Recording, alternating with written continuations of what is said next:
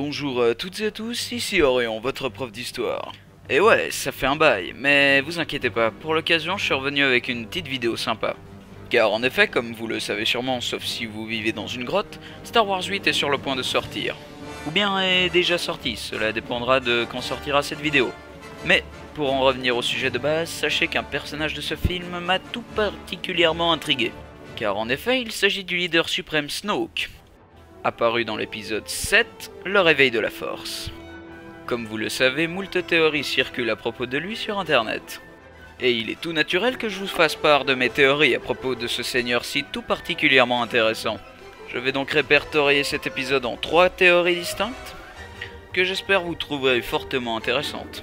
La première théorie, et c'est celle que je trouve la plus intéressante, est que Snoke serait en réalité Dark Plagueis le Sage.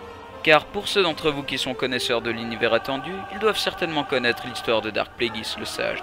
Pour ceux qui sont un peu moins connaisseurs de cet univers, sachez que dans l'épisode 3, Palpatine raconte à Anakin une histoire à propos de ce personnage emblématique. Je vais donc vous conter l'histoire de Dark Plagueis le Sage. Non, je déconne, ce sera pour un autre épisode. Mais revenons-en à nos moutons.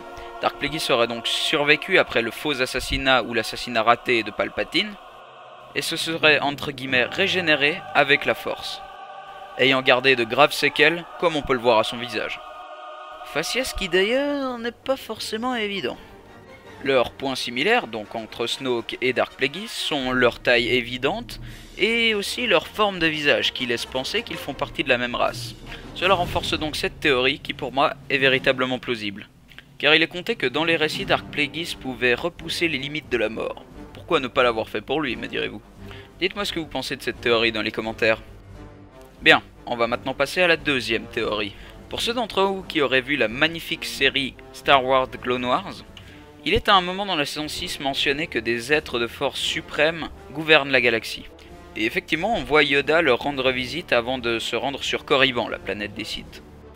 Ces êtres ont une apparence similaire à celle de Snoke. Il serait donc peut-être un être déchu de la lumière. J'aime tout particulièrement cette théorie car elle fait l'apologie qu'un être de lumière serait déchu et donc potentiellement nuisible à l'ordre Jedi. À cause de sa grande puissance, Rey et Luke devraient s'allier pour le combattre. Mais malheureusement pour cette théorie, nous n'avons pas d'indice supplémentaire. C'est juste un avis de fan qui court sur internet.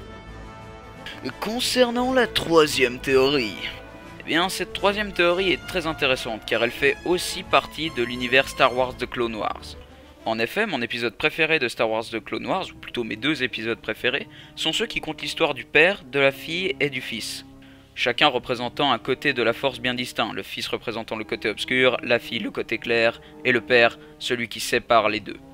On sait de sources sûres que le fils, à la fin de ces 2 épisodes, a pu s'évader de la prison dans laquelle il était retenu. Ce qui pourrait donc laisser présager que l'ombre de cet homme, ou de cet individu plutôt, planerait sur la galaxie. Mais quel est le rapport entre les deux, me direz-vous? Eh bien, déjà physiquement, les 2 personnages se ressemblent trait pour trait. Au niveau de la forme du visage, mais aussi de la manipulation de la force.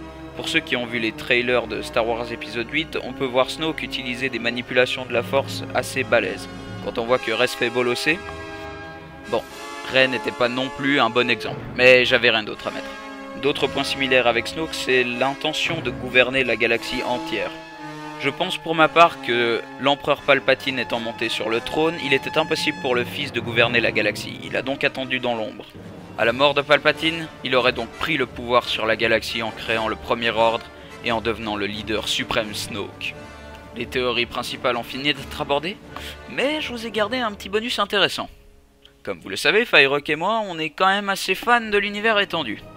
Et dans les jeux, le pouvoir de la force ainsi que dans les livres, il est précisé que l'empereur Palpatine avait des clones, dont il pouvait se servir potentiellement afin de sauvegarder son esprit au fil du temps. Il se pourrait bel et bien que Snoke soit en réalité un clone de Palpatine qui aurait pris le dessus, ou tout simplement une réincarnation de Palpatine lui-même.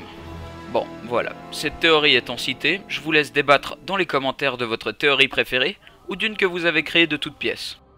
Pour ceux qui verront Star Wars 8, je vous souhaite une agréable séance, et que la force soit avec vous.